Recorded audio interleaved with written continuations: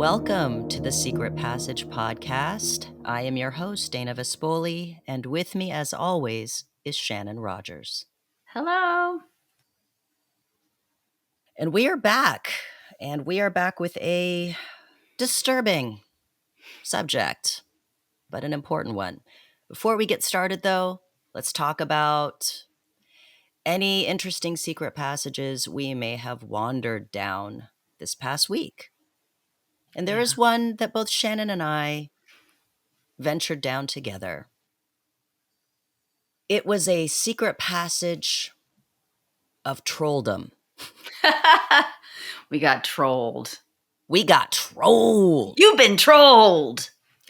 Yes, we have our Instagram page. And for a while now, there is a person in particular who enjoys coming into the comments and just attacking us, accusing us of all kinds of things, from being right-wing nut jobs to dangerous and just No credibility. Don't listen to us. yes, we don't know anything. We are stupid and we don't know what we're talking about, according to her.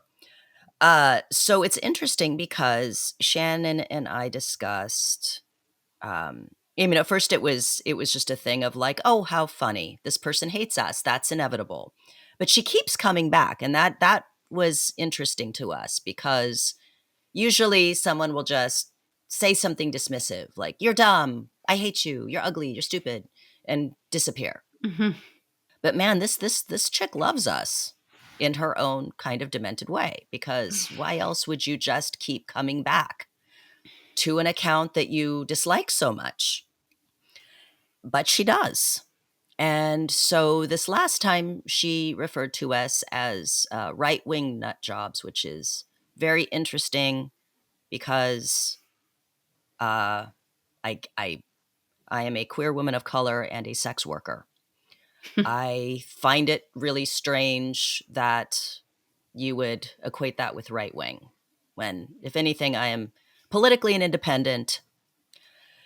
And I think all of this comes from the fact that I had posted on my personal account that I had attended a Jordan Peterson event this last year, and that I posted about the passing of Charlie Kirk in a way that was sympathetic.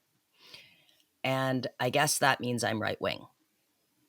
So she, again, went from our account to then going into our personal accounts to stalk us, which is really weird. So anyway, Shannon and I had discussed, like, well, what do we do with this? Do we block her? Do we say anything? And we agreed that really, if she needs a place to just scream, by all means, as long as she's not threatening any listeners, any other people that are on our Instagram account, as long as she's not threatening us or doxing anyone, she can feel free to say whatever the heck she wants. Clearly, this is a person who is hurting or has some kind of mental health issues, because I don't know who else would just stalk a random Instagram account, especially an account of small creators like us. But it was interesting.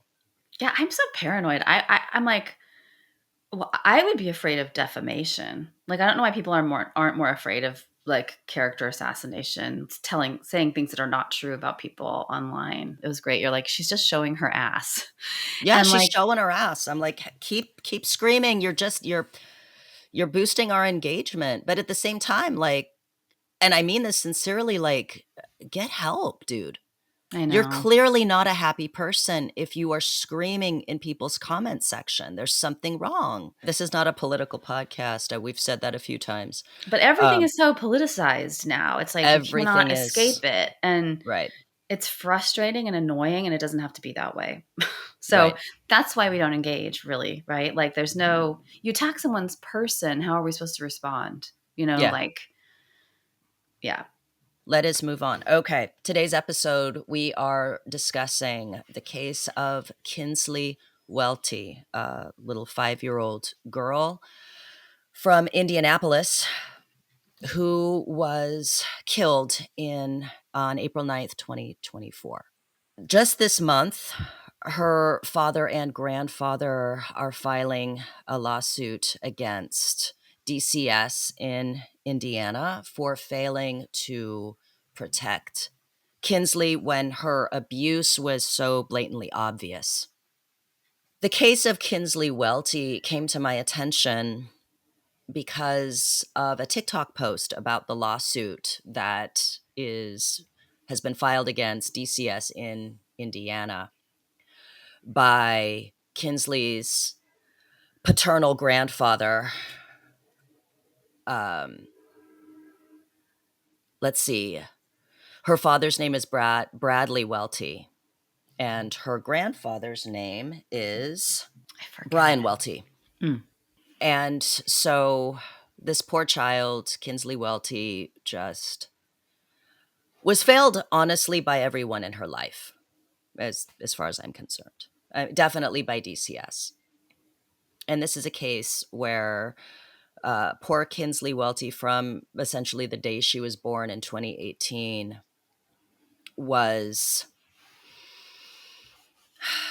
dealing with severe neglect and abuse. She was taken from her mother's custody and placed into foster care because of failure to thrive. She was born with methamphetamine in her system. She was born with mild dwarfism and also needed a feeding tube. So already she was struggling She from was day one. primed to be the identified patient in the family. Right. Her mother even did time, 21 days in jail for abuse and neglect. And time again, Kinsleigh was taken from her mother's care, given to her paternal grandfather to be raised, given back to her mother, Toni McClure, taken away from Toni and placed into foster care. Each time she was taken away, she thrived outside of her mother's care. But there was this drive on the part of DCS to reunify children with their parents. And each time she was placed back into her mother's care, she would end up with bite marks, malnourished, filthy, with welts, bruises, all kinds of stuff. And calls would go in to DCS time and time again. Until finally, April 9th of 2024, she dropped, I'm not going to say she dropped dead. She fell unconscious, and her mother called the ambulance, called paramedics, and tried to blame the injuries on her husband. And she claimed, oh, well, Kinsleigh saw her dad, and then Her she came back to me. Yes, ex-husband. her ex-husband, and then, came back to me in this condition. And then they were able to show that, no, she hadn't seen her father. She'd been in her mother's care, where she spent 20 hours a day locked in a tiny closet, deprived of food, deprived of water, covered in feces and lice. And she was locked in the closet. They would push a dresser against the door, and so she couldn't get out. And that is where she spent the bulk of her life. And Hmm. her brothers, her older brothers, were instructed to not give her food, to not help her in any way. And eventually, her little body couldn't take it. She weighed about 21 pounds at the age of 5 when she was found. She weighed less than when she was 2 years old. Hmm. And so then now this year, this month, actually, November, the legal proceedings have begun against DCS. So what stands out with this case I mean, unfortunately, this is time and time again, we see reports of neglect and abuse against children, against the most vulnerable among us. And what stands out is this is again another case of the failure on the part of children's protective services to adequately do their job. We saw this with Gabriel Fernandez. We did an episode on Gabriel Fernandez a Mm-hmm. few seasons back, Mm-hmm. where it was, again, blatantly obvious this little boy was going to school with his face basically caved in and nothing was fucking done. And this is the same thing with this case. Um, Mm. so I don't know what the hell it's going to take for things to change. I know this is a different state, but across the board, this is a national issue because it's not just Indiana, it's not just California, it's everywhere in this country that CPS fails. Yeah. I think the family reunification thing is based on data because they know that most of the time, even if kids are growing up in like heinous situations, that they actually, the outcomes are better if they stay in the home.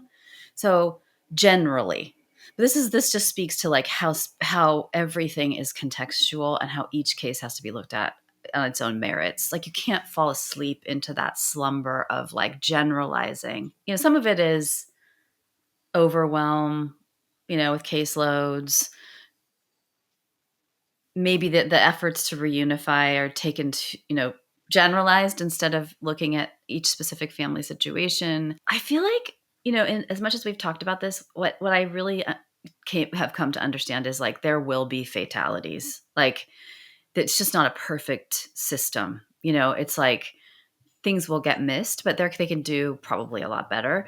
Um, I just looked up, you know, when I was doing research, I looked up child fatalities in Indiana um, with prior DCS involvement. And so this is like interesting. So the total fatalities just through the years seem to hover around, you know, 55 average, the total fatalities for abuse and neglect.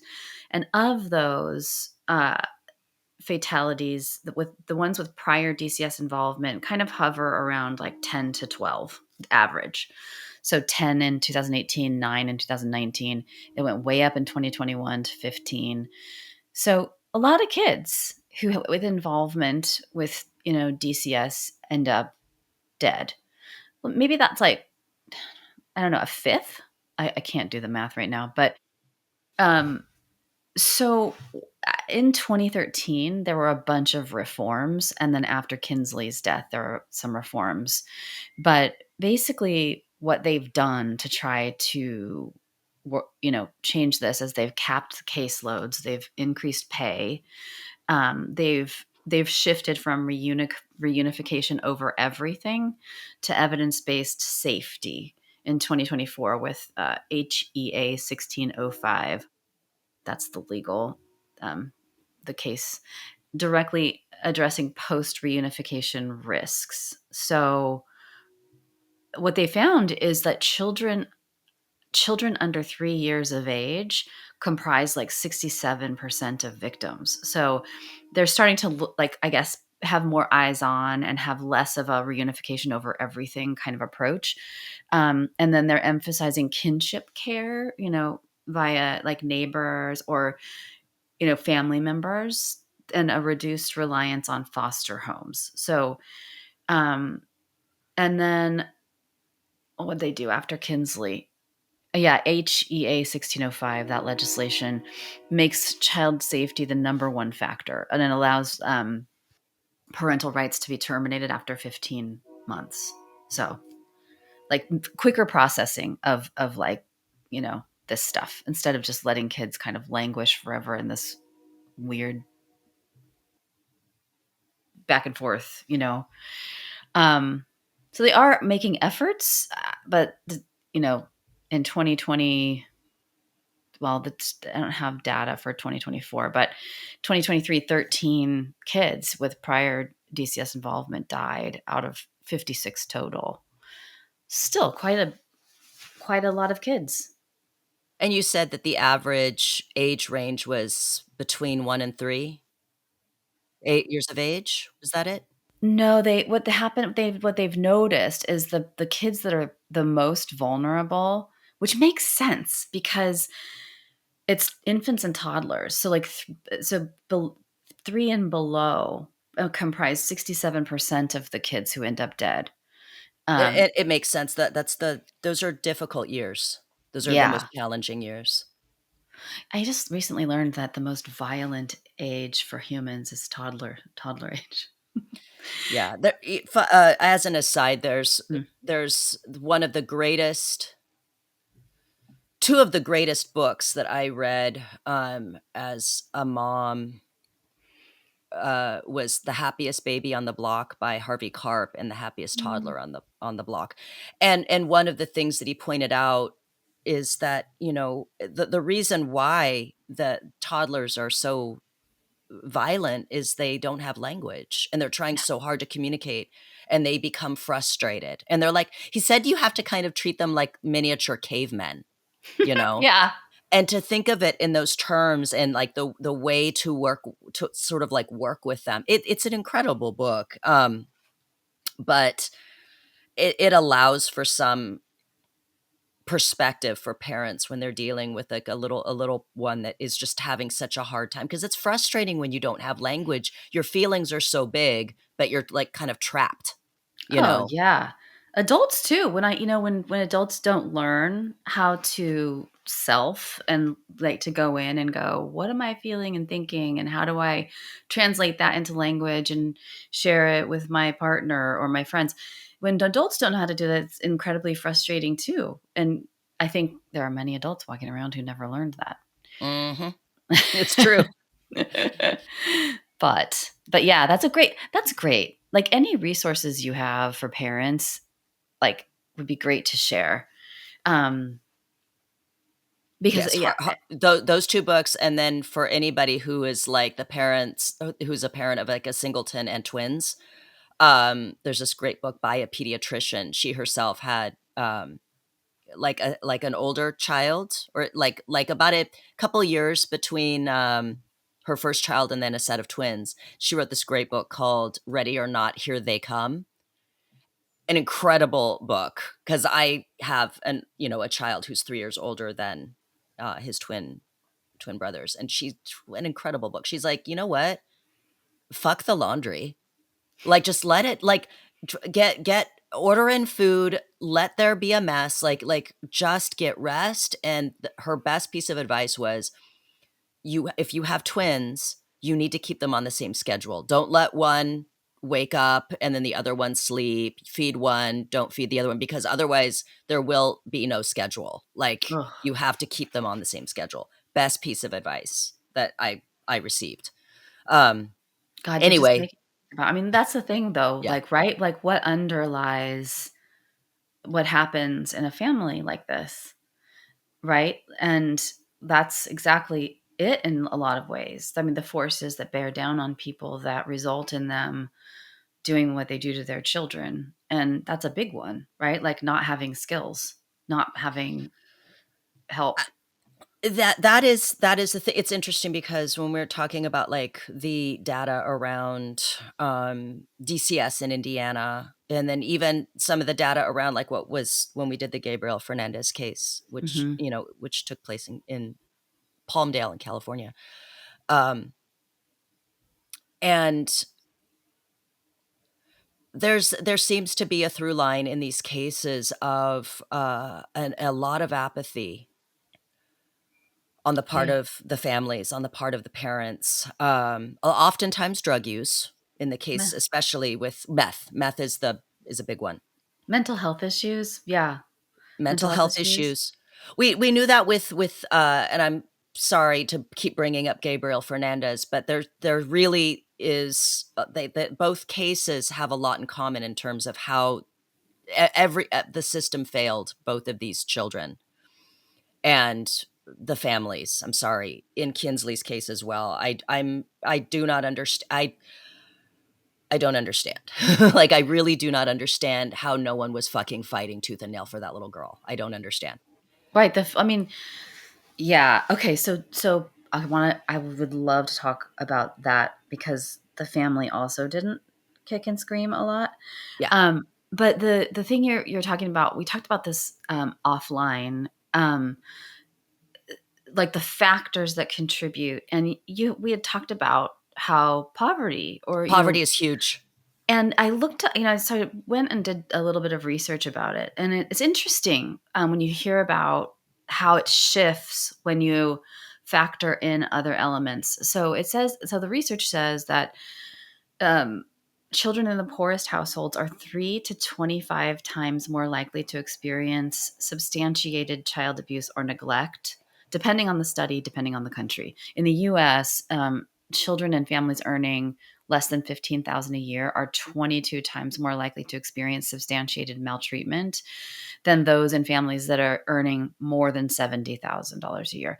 And you can see why. I mean, it's like chronic stress, which leads to poorer mental health, which could lead to harsher parenting. Um, Resource material, scarcity. yeah, Yeah. material hardship, that actually, because of the material hardship, there is neglect because you don't have food.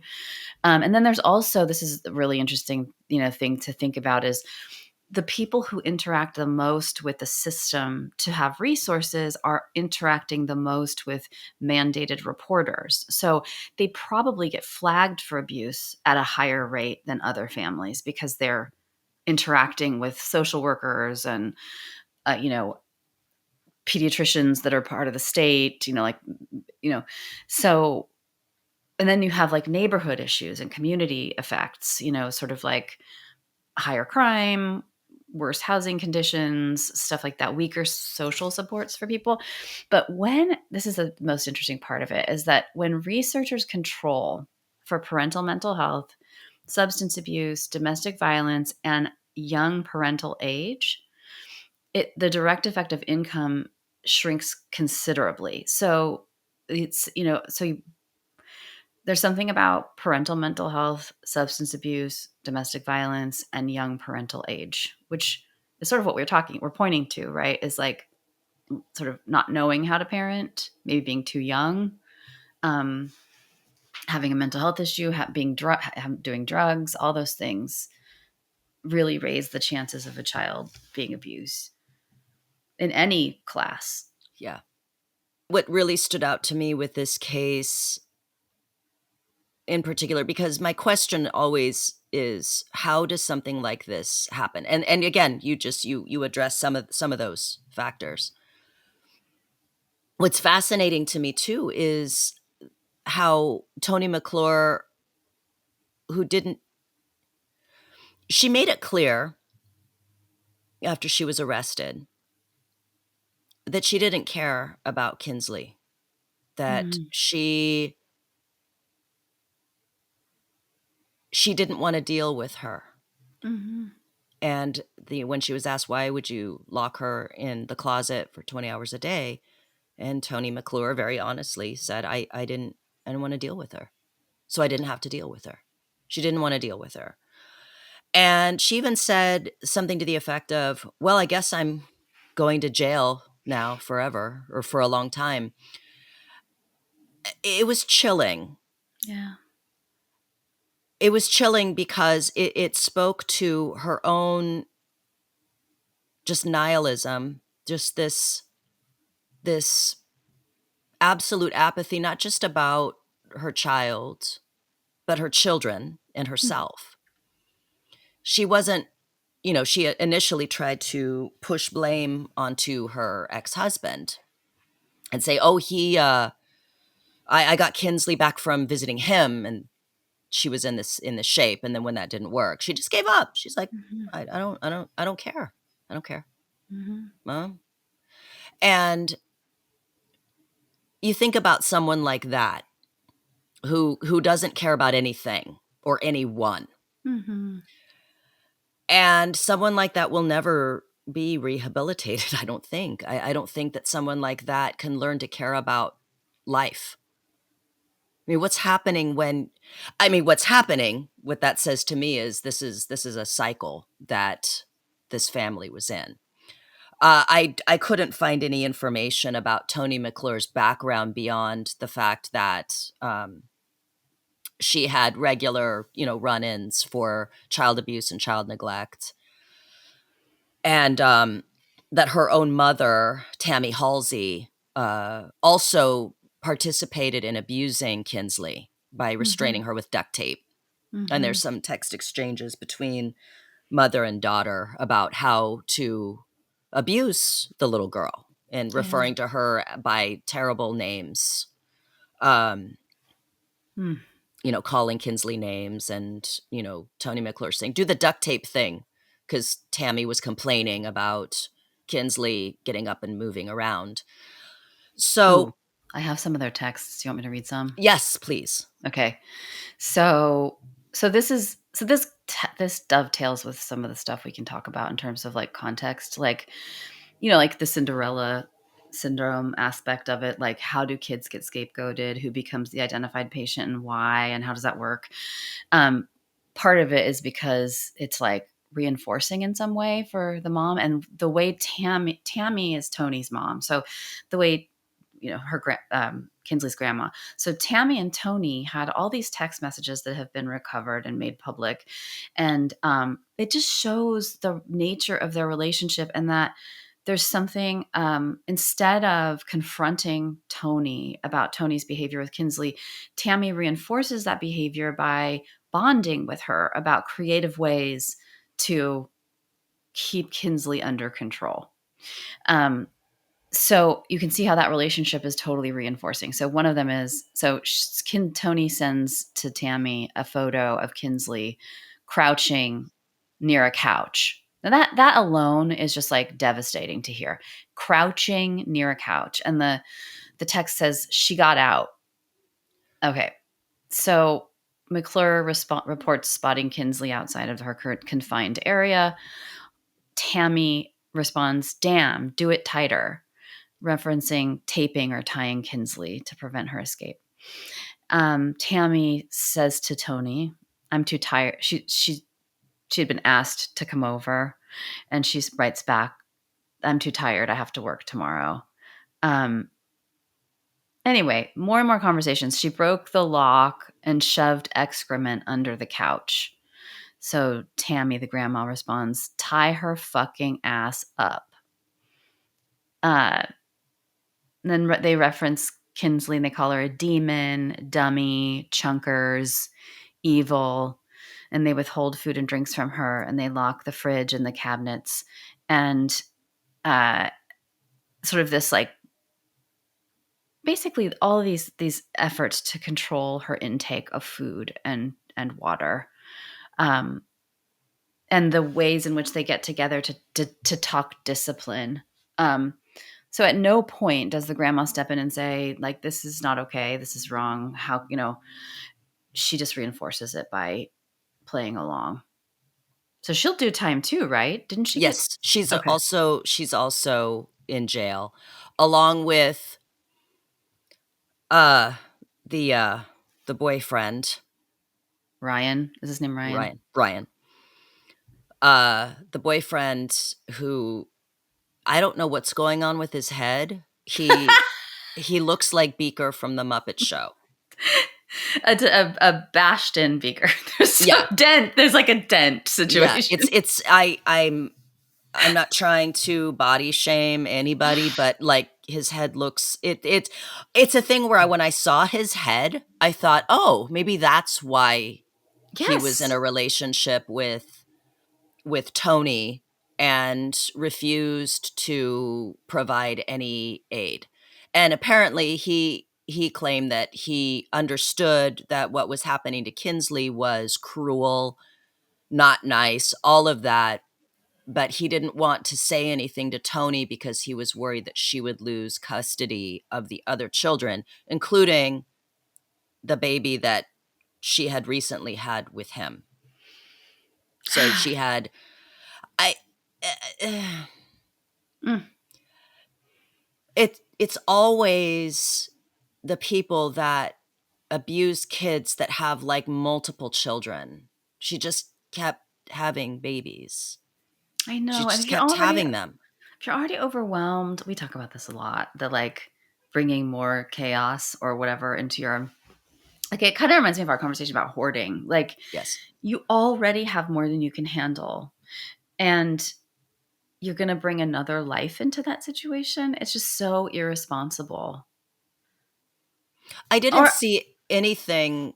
I was looking for information if Tony was, having all these kids to get more welfare checks, which is what Pearl Fernandez was doing, because Pearl did not want anything to do with Gabriel until she saw him as another paycheck.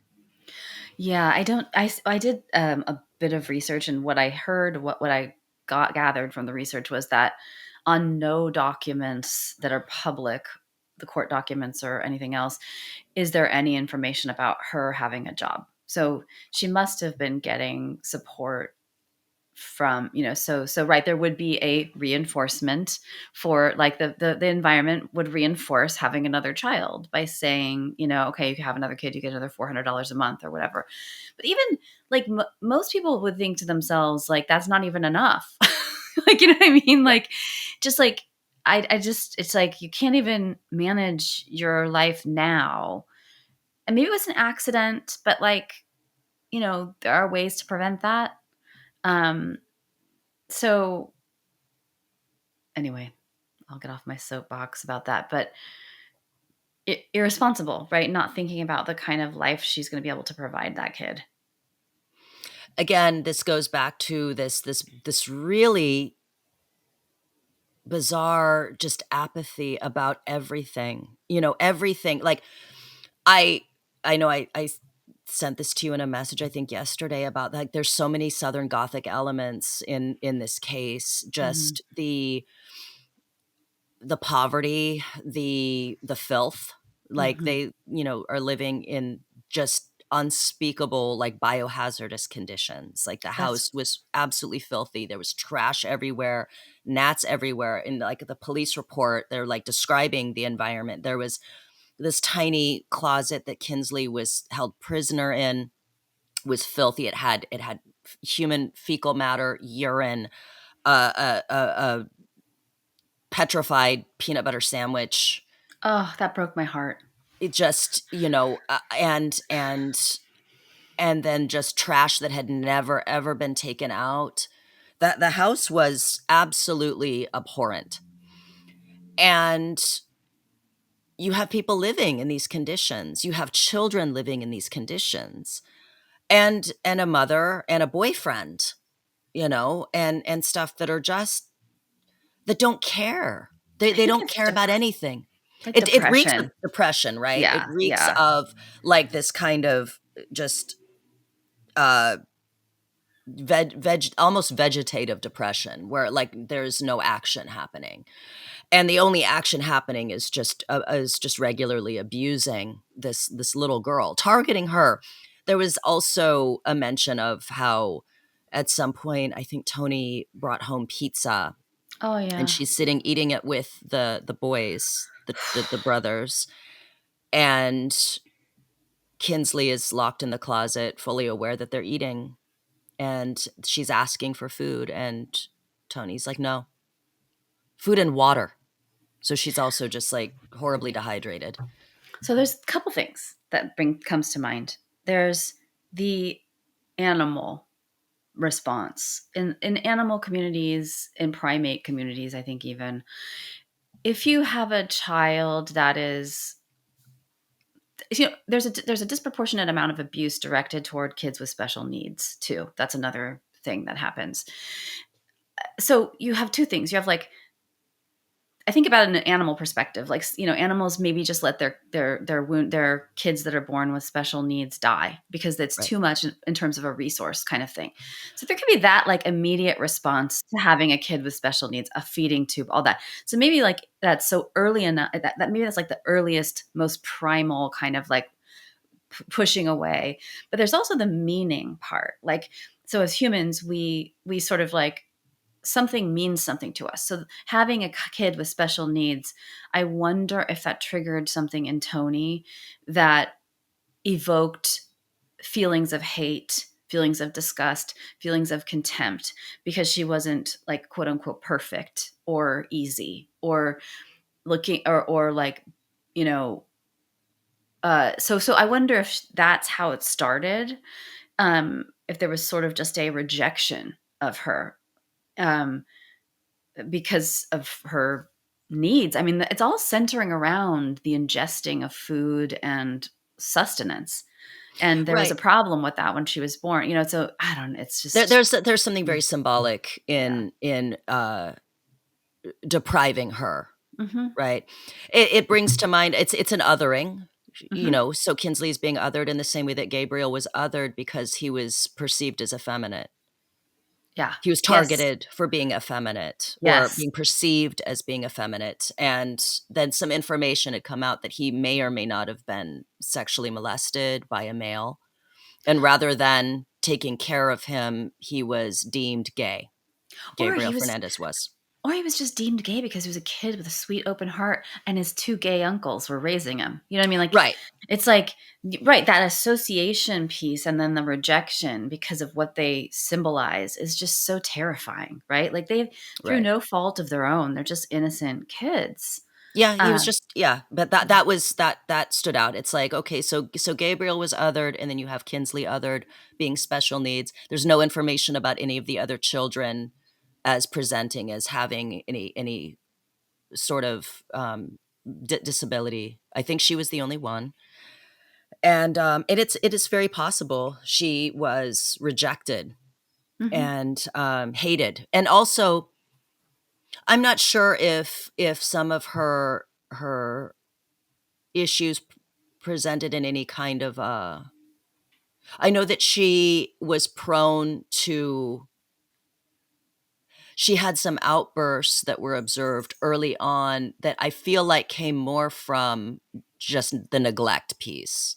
Yes, that's Uh, what will happen is a kid will be neglected or abused, and then they'll start acting out, and then they'll get punished for that and right, pathologized for that when it's really the context they're in that has created the behavioral issues right. and the parents doing sort of perpetuating the whole thing.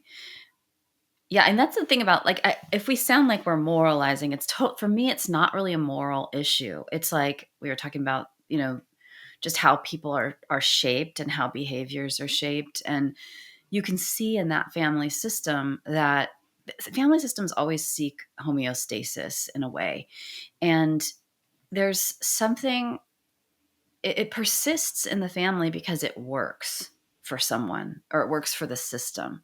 So like you can sort of see how starving and like locking Kinsleigh in a closet would be a solution to Tony. Like, Sure. I don't have to deal with her anymore, her stealing or her demands on me. So something hard for her goes away when that kid is out of sight. And then you have the grandma just totally like validating and bonding with her over it.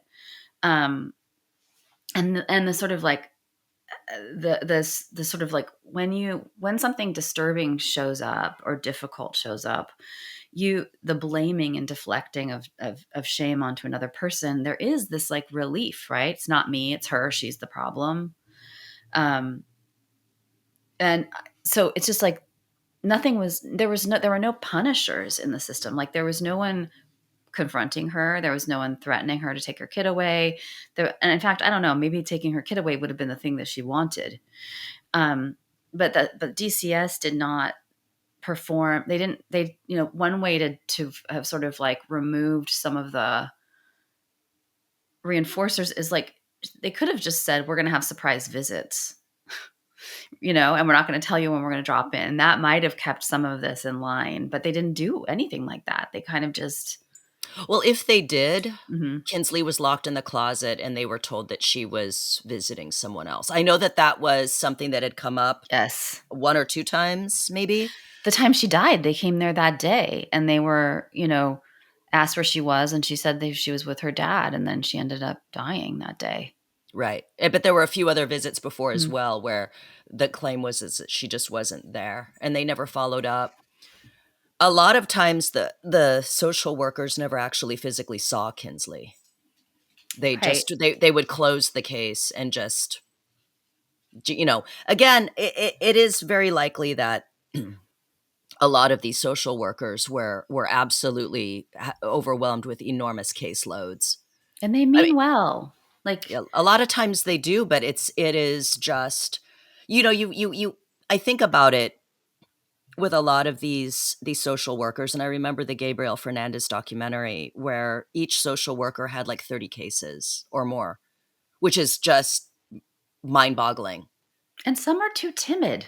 You saw the Yeah. difference between like the very seasoned social worker that went into the house and was like opening all the cupboards, looking at all the things, check, check, check, check, check. And then you have people that go to the door and are like, "Is he here?" And they're like, "Nope." And it's like, "Okay, bye."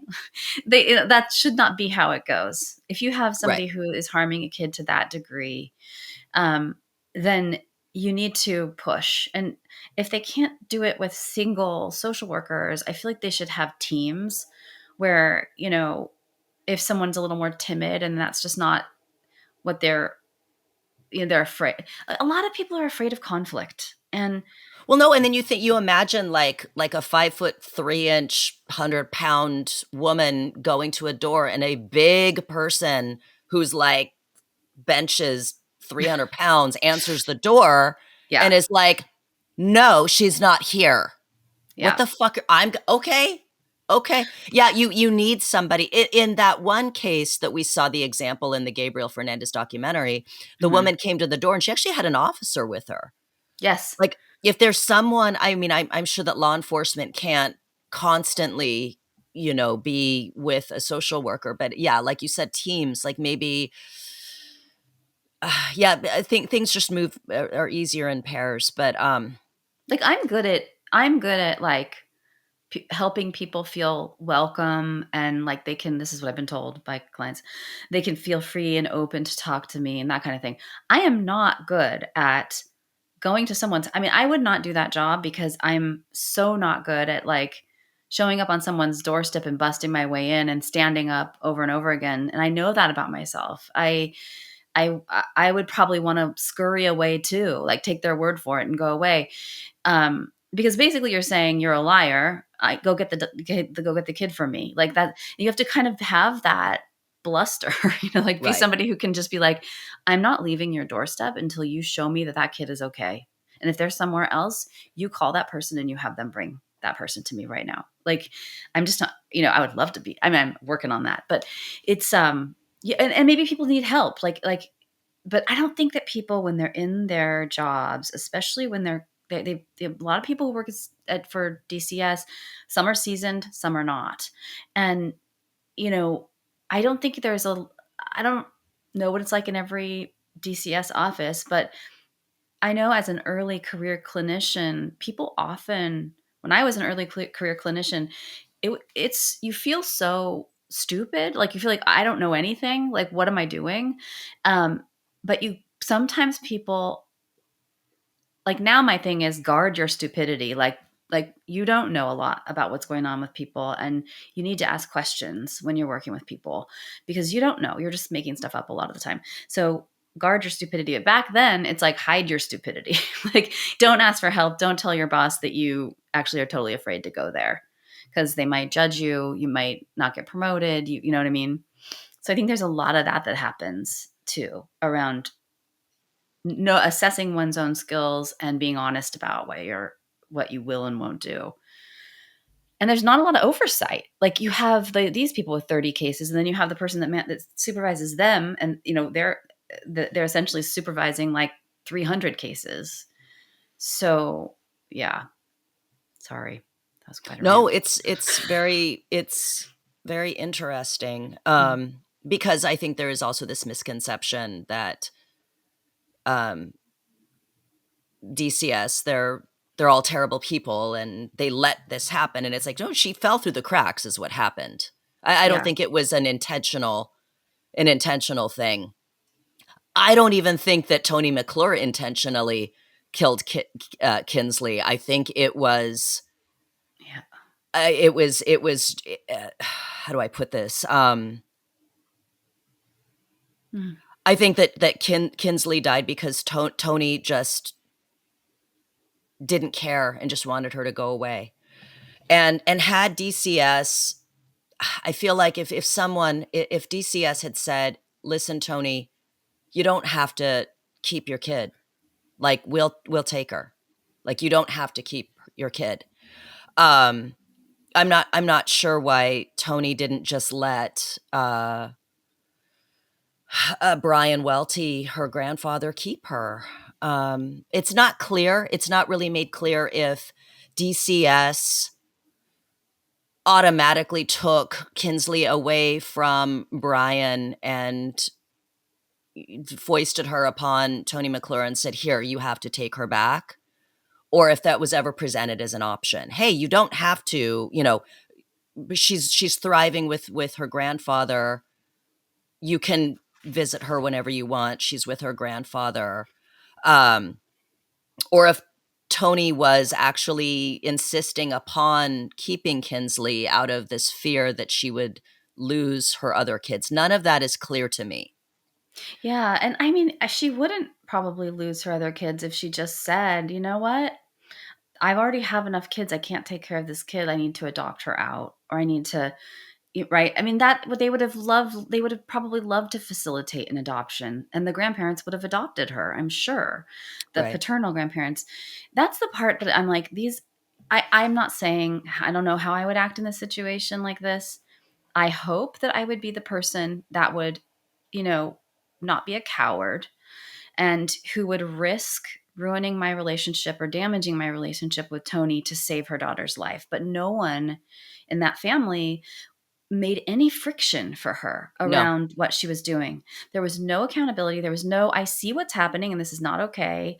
There was no, I would have snuck photos. I mean, I would have just like There were snuck in. welts Yeah. on Yeah. her body. There were bite marks on her body. There were welts on her body. She was malnourished. She was skin and bones, and no one fucking fought for her.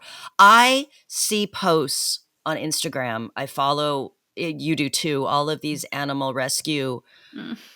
pages where people are fucking jumping through hoops to rescue animals. No one fucking fought for that little girl in the same way that the only person that fought for Gabriel Fernandez was a security guard. There was one person in Yeah. Gabriel Fernandez's life, and it was a man that saw him Yeah. briefly in the Yeah. welfare office. Is that security guard? He saw Gabriel Fernandez. He saw that there were cigarette burns on this little boy's body, on the back of his neck. He saw that his hair was like he had a black eye, the telltale signs of a little boy that was abused, and that security guard locked eyes with Gabriel Fernandez. And when Gabriel left, he risked his job to Mm-hmm. try and get Gabriel saved. One fucking person. Because Not his fucking grandparents, not yeah. his fucking uncles. The teacher made call after call. I don't know. I know Yeah. I do the same thing where I'm like, I don't know what I would do in that situation either, but like I imagine being that teacher and just holding on to him and going, "No, Yes. I will not let you go home. I would have called I the am, police. and I would have I'm called the not letting police. go of this little boy. Yeah. You can fucking throw me in jail. I'm not letting him go." And with Kinsleigh, it's like she keeps seeing her grandparents. She keeps seeing these people. They see that she's abused, and no one is refusing to send her home. Like, no, you're gonna have to fucking pry her out of my arms. So the decline. This is an interesting part. So this is why people said during the pandemic, the shutdown would harm kids who lived in abusive homes Yes. because no one had eyes on them. So she was pre-kindergarten, I think, and they put her in that closet in Thanksgiving, and then from Thanksgiving, as that's when the decline was so sharp. And before that, she was seen by a grandparent, um, and and but she wasn't quite in the state she was in before she died, like with her hair all short, with the lice, with the like skin and bones. I don't think she was that quite that messed But up. she had bruises and welts, dude. That right there alone, even if she was Yeah. well fed and Yeah. she had welts that was Yeah. like clear sign that she'd been whipped, Yeah. I Also, don't someone said they think they're lying also about the timeline of they said that they never really brought her to the party they said they brought her to. The viewing of the eclipse. People are saying that's not true, that they actually didn't have her with them. So I'm wondering if they hid her from everyone. But still, even if they did, the welts. And also, you don't just let a kid be hidden like that when you know their parent is dangerous. You make an excuse and you go over there and you say, "Oh, I just, wanted to stop by," and you try to muscle your way. That's what I would do. I would muscle my way in somehow and take some pictures or something, or I would call DCS and say, "Please go check on this kid." I don't know why it was like a year or something, but that she hadn't seen her dad, right? yeah. Yeah. And the grandparents, they loved her, but no one followed up. People don't just stop abusing kids if they're doing what the mom was doing, right? Yeah, that's the thing. I mean, it makes me wonder how pervasive just general or I know that there are people nowadays who think that if you spank a child that you're abusing them. And then other people that are like, no, if sometimes you have to whack a kid on the bus or I mean on the butt if they have done something clearly like, I had one friend and she told me that like she freaked out because her kid almost ran into traffic. She grabbed him by the arm, she pulled him back, and she whacked him on the ass. And Mm-hmm. she said, I feel horrible that I did that. And I'm like, I get it though. It's like you almost fucking died. If this has to send a message that Yeah. you know what I mean? I Yeah. understand. But so the way we regard abuse, like I don't know. Maybe they thought, oh, she got a welt from getting hit with the belt. As you do. Like, I don't know, maybe their perspective or their perception of child abuse is radically different than Yeah. ours. So Um, cultural. That's so cultural. it's Along a with other cultural thing. things, like Right. other things like families where the man is the head of the household and whatever he does and says is what everyone has to do, and very sort of macho kind of thing. Yeah, there's so many different. And then there's like the family cultures, like from that lineage, like what they got from their parents and what they think is, it's interesting to me that some people who are abused come out of those situations and they're like, I will never do this to my child. That was awful. And then some people just repeat it. Which is I can't help but think that Toni McClure and her mother, that Toni McClure was probably abused. She had to have been. If you've got a mother that is happily duct taping her grandchild to a fucking bed or Mm. a pole or whatever, that grandmother probably beat her own kids. Like I'm making an assumption here. Or never stepped in at any point to discipline her own child. Like if she's not doing it now, she probably wasn't doing it then, providing guidance and confronting and all that. I mean, she just goes right along with it out of fear, out of protecting her kid. Like they were saying that she was doing this with Toni because she was afraid that they would take Toni's other kids away. And I'm like, have you ever thought to yourself that that might actually be a good idea? But you know? also, like I would say, like to Tony's mother, Tammy, I would have been like, Tammy, your granddaughter lives in a closet 20 hours a day and is starving. It's insane. But that's the thing where I'm like, Yeah. I have a hard time believing that Tony herself was not subjected to some form of physical abuse by Oh her yeah, own parents. maybe. And then, you know, and then you look at Kinsleigh's father, who apparently was charged with domestic violence to the point where he was not permitted to have any custody of his daughter, which then begs the question, what was going on in his family?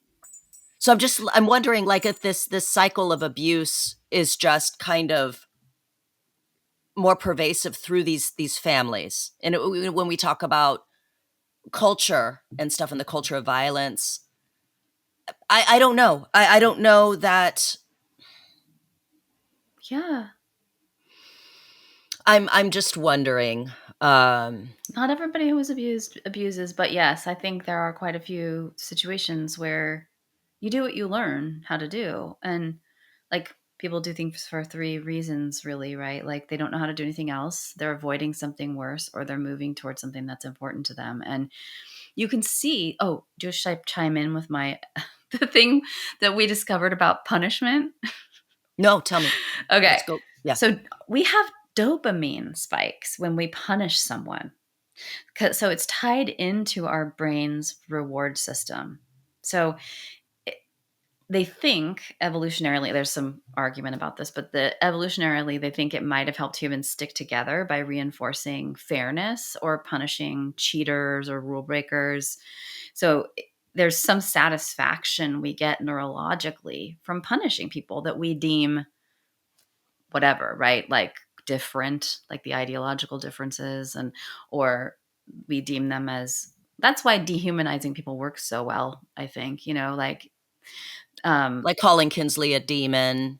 yeah. And so Right. you put this on them, right? They're this their behavior is something we don't like. um they're a demon, they're whatever, and then we punish it, and there's a reward. It's reward driven at a certain point, which I think you can see, that there's some kind of thrill, not only that, like it's a discharge of anger, which also can feel good to people, but there is something wired in us that we're punishing. I said this to my hairstylist and she was all, I just thought it was because I was Sicilian.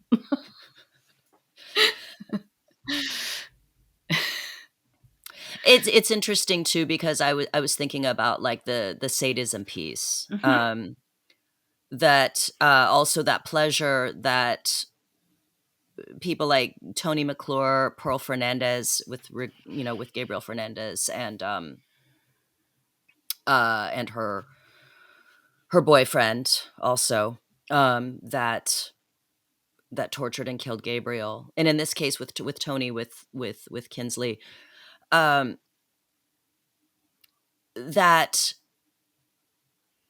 there's that pleasure that they may have gotten from hurting someone that they see as small and vulnerable because they themselves are small and vulnerable, right? You're They're uncomfortable with they're their uncomfortable, vulnerability. Yeah. right? They feel small, and so by hurting, by tormenting, it's a projection of sorts. It's a projecting all their shortcomings onto a little person. Yes. This person That represents all the bad things about, yeah. Yeah, I think about that, and I don't know what the answer is with how there are of course the changes that DCS, CPS, all of these different organizations that are tasked with protecting children. It's always going to fall short. I mean, shortly after Gabriel Fernandez was killed, tortured and killed, there was another little boy not far from him that had the same thing happen. It Mm. happens all the time. And there's the podcast Suffer the Little Children, which is a podcast devoted to solely to cases of child abuse. Mm-hmm. Um, Mm. and the host Lane, most of her episodes are on like cases that don't necessarily get the same news coverage as Kinsleigh's case or the case of Tegan Skiba or Mm. Gabriel Fernandez. Um, but there are so many. I There are know. so many cases, and I wonder sometimes is it a case of is this about abolishing poverty, because so many of these cases seem to take place in families that are struggling financially and with usually it's abject poverty. Um, I don't know about Tony's fight. I'm so unclear. There's so much we don't know about Kinsleigh Welty's family's financial background. Yeah, I think I mean, it's a larger issue. Like, I think that you have to train caregivers on, like hunger is a biological thing, not a moral thing. Right. Like, Right. um, it's, if you have like if the institutions around them, because I think people do get a lot of support if they need it. Like, there's, especially in California. California has a lot of supports for Yes. families, like group work. I think you have to do things like mandate, like if she's malnourishing her kid, mandate weight tracking, have unannounced visits, have like, if there's no change, then you don't get to reunify. They used to actually show change, and then you kind of have to work with the collateral. So in therapy, like when you meet with a parent, like you're working with a kid, you meet with their parents, called a collateral visit. So like there are these people in the kids' lives that should probably be involved. Like, get more people involved in reporting and assessing. So like, get their help, get their eyes on it, and actually enlist them in the process of supporting the parent in a way that's not enabling, right? But you have to have people to do that voluntarily, and it's a lot of work. I mean, it's a lot of work to talk with families and reshape how they do things and teach them, and they have to be willing to take it up in order to do it. And I don't know how willing she was to get any sort of parenting help, but they should make that mandatory. If you're gonna get your kid back, you've got to show progress and you've got to do things differently.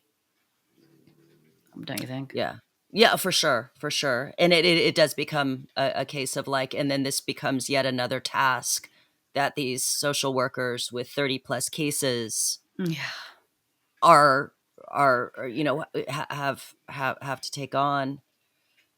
Um, it's just getting in the fucking front door, and then you're dealing with intimidate. Like I think about Isario, the Pearl's boyfriend, who looked fucking scary. Yeah. Oh He was a gosh. security guard. He was scary. Imagine him answering the door and like looking at you and being like, "She's not here," or "He's not here," Yeah, you're like a and you're like, 25-year-old social worker and on your first day of the job. right, and you're Yeah. you are laden down with cases. Then there's also those people who like to weaponize CPS. Those real fucking winners that love to just call, like the Karens that call Yes. and try to sick CPS on someone they don't like because of an argument. Mhm. Now you've got a social worker who is like, there's somebody who desperately needs them, that are like now going and having to open up a case for something that is not a problem. So you've got, Yeah. there's so many things that are just, I'm just to try and like not always like vilify DCS or CPS. Like a lot of times these people do have the best intentions, but they are undertrained, understaffed, overwhelmed with stuff. And then there's a lot of things that need to be happening that aren't happening. Yeah, and yeah, I mean, if I ever sound like I'm critiquing them, I am definitely not, because I think, just as a clinician, there are things there are so many things that can go on. You have so little time with people. And they I think they kept it pretty hidden. Um and it's easy. It's not it's like hard to see what's not there. Like, if somebody were to tell, like, you're doing your day, you go to this house, you don't know anything about her being kept in the closet. You don't know anything about her welts and bruises, and you ask where she And is, you're and they seeing the other children that seem well fed, and so you yeah, make the assumption, well, those boys seem okay, so she's probably okay. right. So it's easy to not see what's not there. Like, Right. so so yeah. So it's easy to get into your day, and we're human. We get distracted by things, and there were no really. I guess maybe that's a process thing. Like, that's a process issue that needs to be addressed, and I'm sure data can support all of this. Like, if like, what does the data say about people who starve their kids? Like, it might be different from people who hit their kids, and there might need to be a change in process around follow up, based on that specific type of abuse. So I think they could probably dial that stuff in more, and I guess they learn this way. They learn from their mistakes, hopefully. But I would say, yeah, if somebody's starving their kid, you need to see that kid, and you need to make sure that they are not malnourished over time. Anyway, that's my two Yeah. cents. Yeah. And then I'm just so, this is going to sound terrible. I know I mentioned this to you before, but like this whole, what are they going to, so Kinsleigh's paternal grandfather and her father are suing DCS. Right. I I don't know what their plan is if they win this lawsuit, what they're going to do with the money, but I feel like it should go to an organization Right. to protect children, and I hope it's not just like they're just trying to get rich off of the death of this little girl. Um It's so, yeah, right. Like, I think I would feel better about it if I heard from them. We feel we have massively failed our granddaughter, and so did DCS, and we want to see changes happen. Um, but I don't think I haven't heard that. All I've heard is a lot of blame going to DCS and not a lot of acceptance of responsibility on the family's end. Um, yeah, it's like all of a sudden Bradley Welty is angry about what happened to his daughter, and I'm like, did you ever try and see her? Did you ever try to see your little girl? Did you it's know anything was going on with her, or did you just hear that she died? And now you're mad about it all of a sudden. Like, I'm not,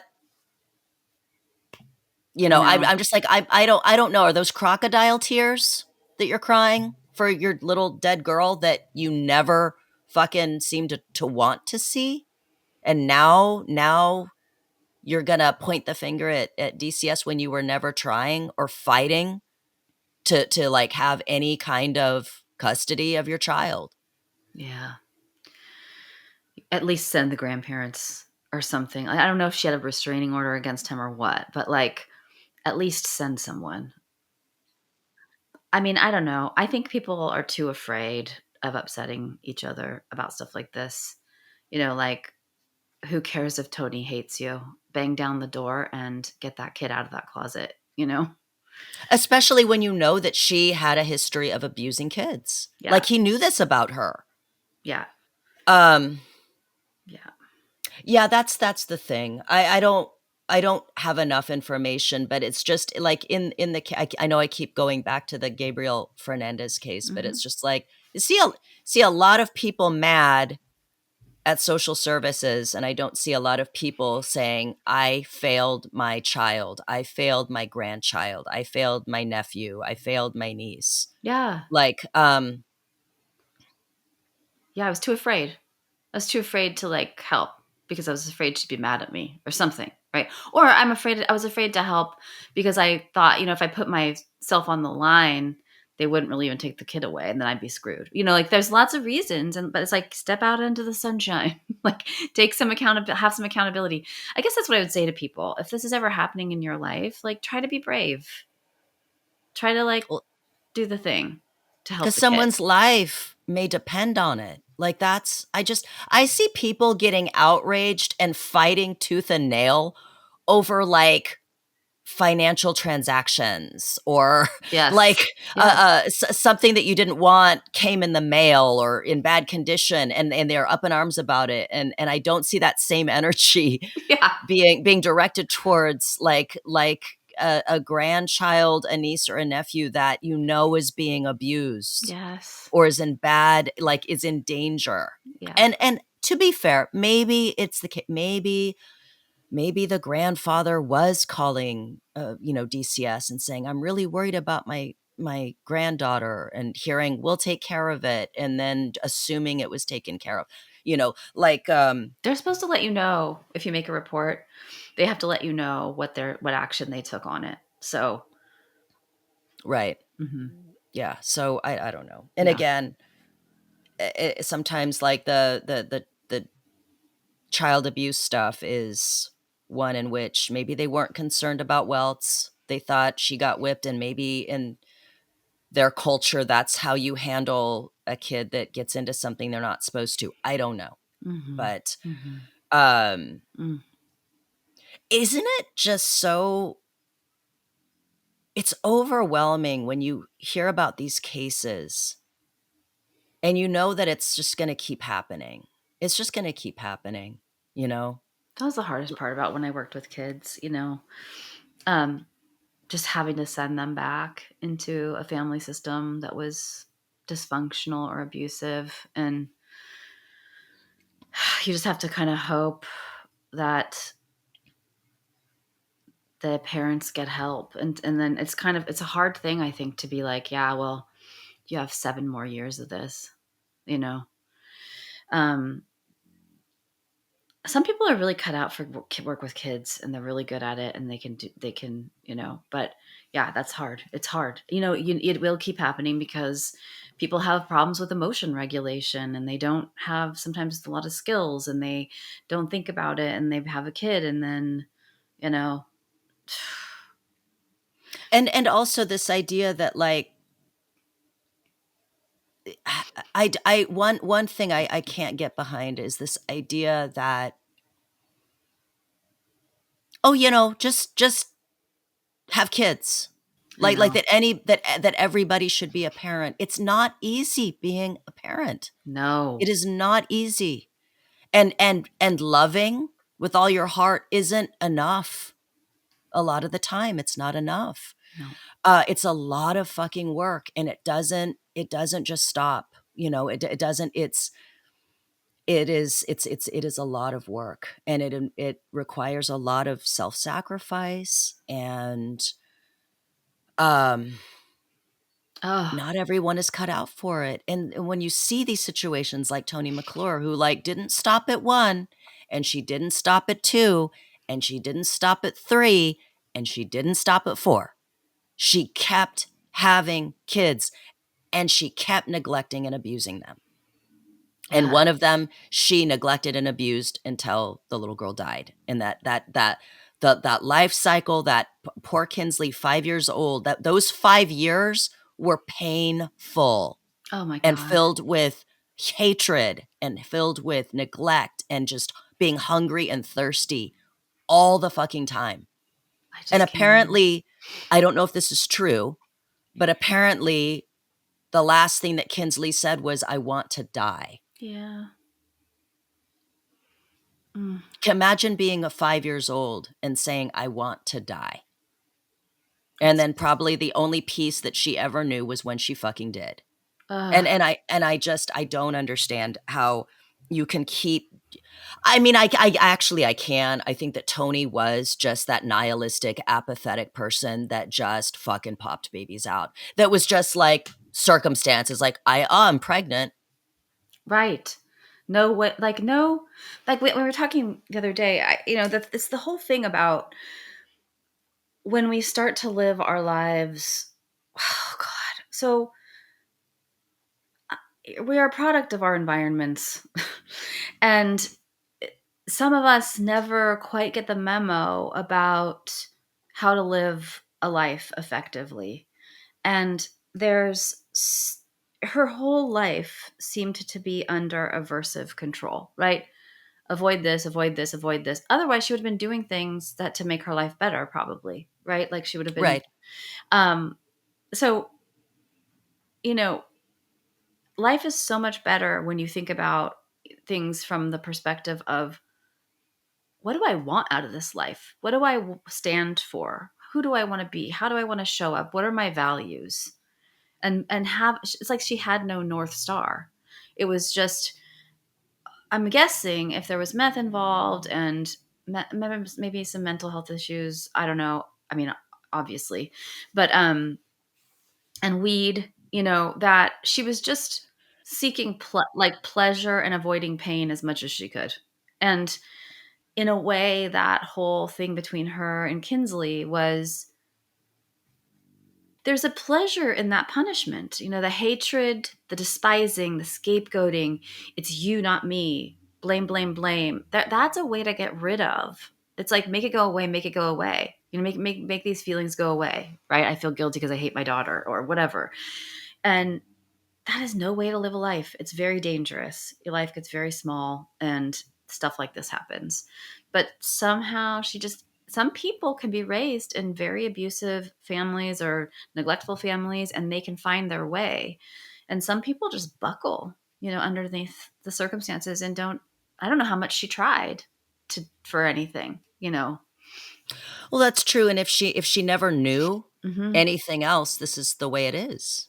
But like, we This have is the way it is. TV. Like, I'm like, we have TV. You can see other It's people doing their lives. That's that whole thing. I'm like, it just doesn't make sense to me. I know we get in our way a lot, but it doesn't make sense to me to not have aspirations to be like sane. You know what I mean? And to be out of that loop of like, but depression. You're right. It's totally like you it's can. Mhm. it's funny that you say that because I remember of um I knew of a family that you would have sworn that they were from the poverty-stricken South, right? Like Mhm. you imagine like, Appalachia, and you imagine like a movie like Deliverance and all that kind of thing. Mhm. But this family lived near a major city, and this Mm. family had television and access to shopping centers and things like that. They didn't have a lot of money, but they were missing over half their teeth. They were Mhm. missing over half their teeth, and this was in like the 21st century, Mhm. near a major city, Mhm. and it's just the entire family, Oh yeah, each one yeah, down yeah. Family over culture. half, Yeah, over half, yeah. Did you know that? living near a major city. But it's a cultural thing. It was Yes, a thing like within that family, this is that's what how we do. things were. Yeah. And the conformity with the tribe is rewarding and reinforcing. Usually it's the scapegoats and the ones that are abused and punished are the ones that don't align with the family culture, which is really interesting. But definitely, there's definite reinforcement for that, right? Like, this is what we do. This is how we do things. I'm a part of this family. It would not And make it's a sense. powerful thing. It's a Yes. powerful thing. Yes. Again, Yeah. this was major city, Yeah. access to television, access to healthcare, access to all of these things. But this was the way things were. And I'm not trying to pick on anybody that's missing over half their teeth that might be listening to this, but I'm just using this as an example of like how behaviors can Yeah. just perpetuate even in modern times, with You the see it with all the time. technology, yeah. Yeah, in more So subtle ways, but you see it all the time. Yeah, that's but how we that do things. this is the only way I could say, like, with television and stuff. I guess maybe Tony just watched TV and just saw it as fantasy and entertainment, and it had nothing to do with her. Oh, wow, look at that healthy, happy family. They must be rich or something. You know what I mean? Just like Yeah. eating the pizza while her child is dying in the closet and just not making connections Right, like, or at all. there's a belief that, like, we can't have this. This is not like we. This isn't for us. Yeah, yeah, Yeah, we don't do things that way. yeah. And that's the way that it happens, and that's how this cycle just keeps perpetuating. Mhm. So, as a way to understand, I mean, that's I try to understand. I just want to understand how things happen. That's what's so lovely about, like, true crime and stuff now. I feel like, the stuff we talk about, it's not, like, because it's entertainment or it's sensational. It's, like, really trying to understand what drives people to do the things they do. Because we like to think we couldn't fall prey to the same things, right? But it's in our nature to do these things, like to punish people and to like be violent and to be, um, I think she's one of the most dangerous things that you can do is to think that you are incapable of anything bad. We are all capable of the worst fucking things, and yeah, history has shown that to us.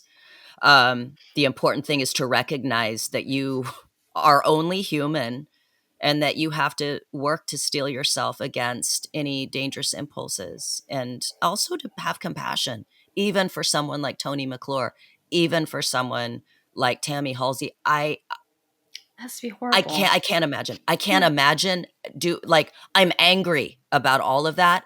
I can only imagine Mhm. what is going on inside of someone to make them capable of something like that, Yeah. to want to hurt somebody. But also, this is a person that was living in abject filth, just disgusting biohazardous conditions every single day, living that way. Yeah. That is Oh, not a healthy person. That is not a happy person. That does not excuse what she fucking did. But there was something very wrong with her, yes. Yeah. We that with don't that whole family. suffering, major suffering. Yeah.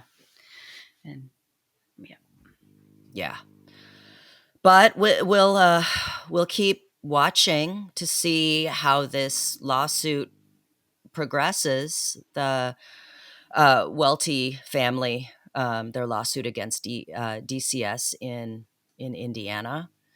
And if you see something, say something, please, always. And give a listen to Suffer the Little Children podcast, because that podcaster Lane is really, really working to get these little kids, their voices heard.